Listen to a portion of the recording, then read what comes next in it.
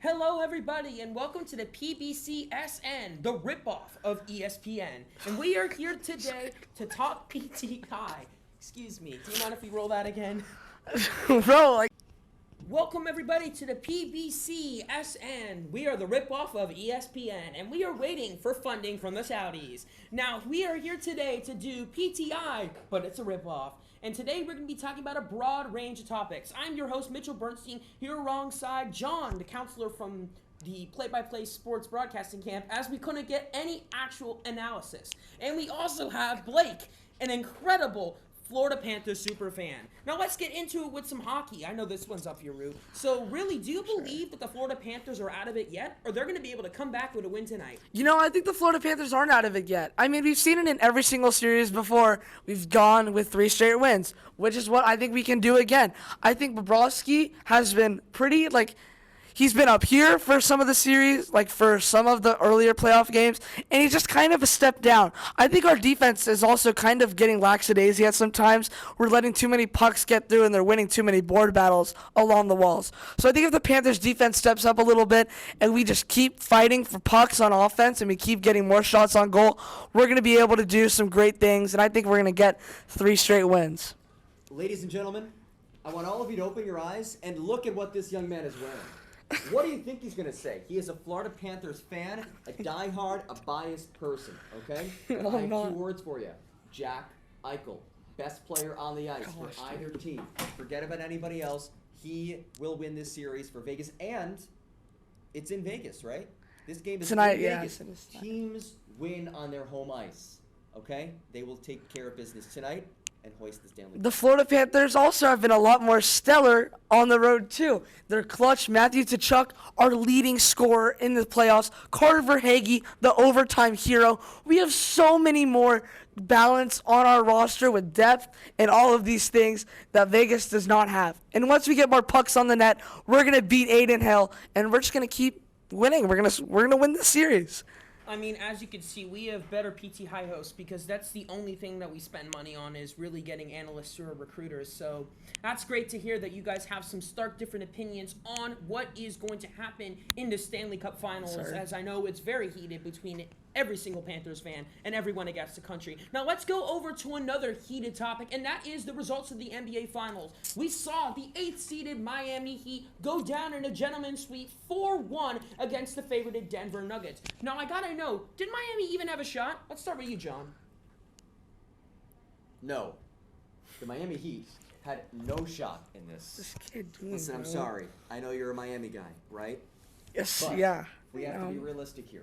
The Heat, as an 8 seed, did some very impressive things. Yeah. But the Nuggets, all season long, were the best team in basketball, and they had the best player in basketball on their side. Nikola Jokic, best basketball player in the world, and his teammates around him stepped up. Look at what Jamal Murray did in some crucial moments of the postseason.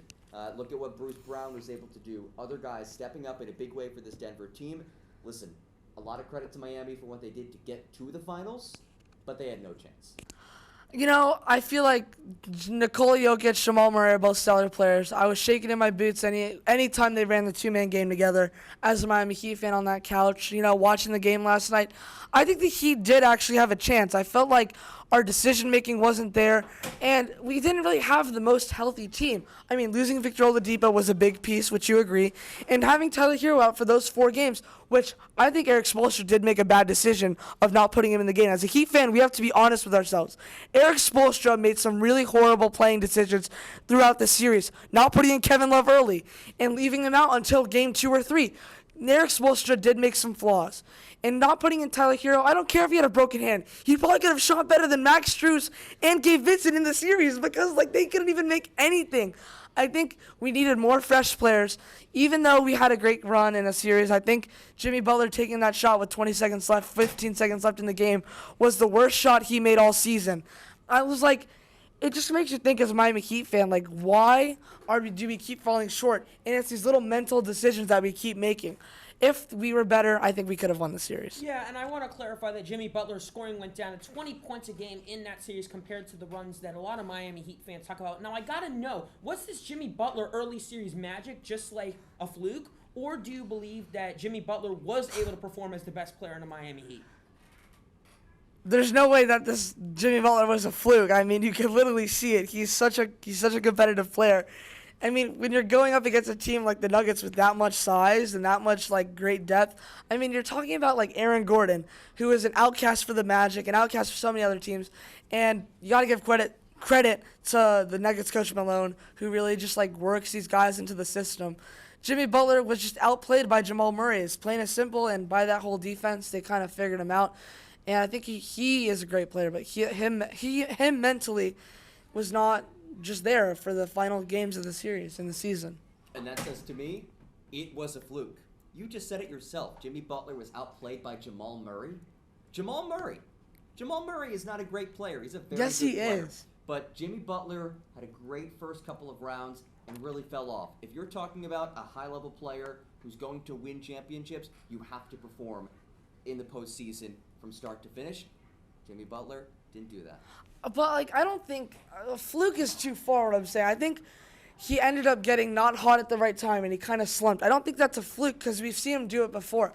I think also the role players for the Miami Heat, they stepped up in these key moments, but they just couldn't give Jimmy enough help. Like, I mean, Heat fans, we couldn't really expect him to put up 40 a game in the NBA Finals against Jamal Murray and Nikola Jokic. Yeah, he did it against a banged-up Giannis. Yeah, he did it against Chris Middleton. But those guys are not at this level as Jamal Murray and Nikola Jokic. I feel like the Nuggets defense was a lot better than all of the Eastern Conference final teams that we've faced up against, and, yeah.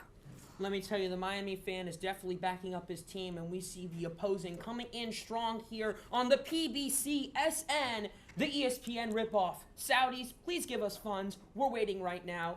Great to hear from some hosts we found down the street. Once again, this is your permanent anchor, Mitchell Bernstein, here alongside John from SBC and Blake Quillian, the Miami Heat fan.